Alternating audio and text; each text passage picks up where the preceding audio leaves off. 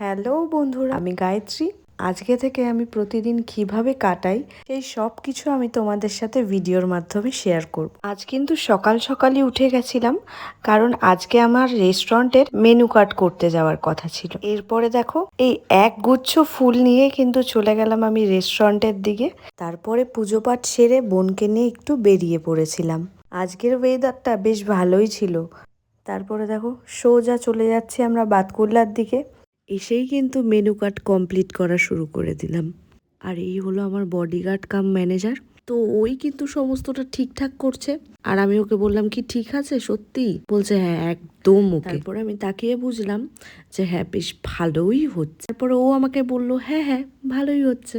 এদিকে কিন্তু আমার রেস্টুরেন্টেও কাজ চলছিল, সেটাই একটু ভিডিও কল করে দেখে নিলাম। কারণ প্রায় সকাল 10টার সময় বেরিয়ে এখন হয়তো 12টা 12:30 বেজে গেছিলো।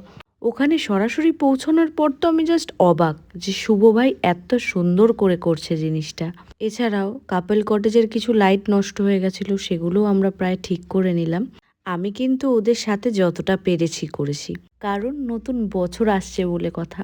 আর তোমাদের সকলের হইচই ফুড জোন নবরূপে সেজে উঠবে না তা তো হতেই পারে না। তো দেখো কাজ করতে করতে রাত্রি হয়ে গেছিল, তারপরেও কিন্তু আমরা এই কাজ কন্টিনিউ রেখেছি।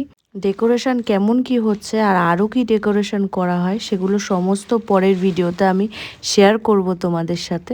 আর দেখো যেহেতু চৈত্র মাসের শনিবার, তো স্বাভাবিকভাবেই মোটামুটি যা অর্ডার চলছিল তার মধ্যে থেকে কিন্তু আমিও আমার জন্য একটা লেমন টি করে নিলাম। আর লেমন টি খেতে খেতে আজকের মতো আমার এই ভিডিওটা শেষ করছি। কালকে আবার নতুন ভিডিওতে দেখা হচ্ছে।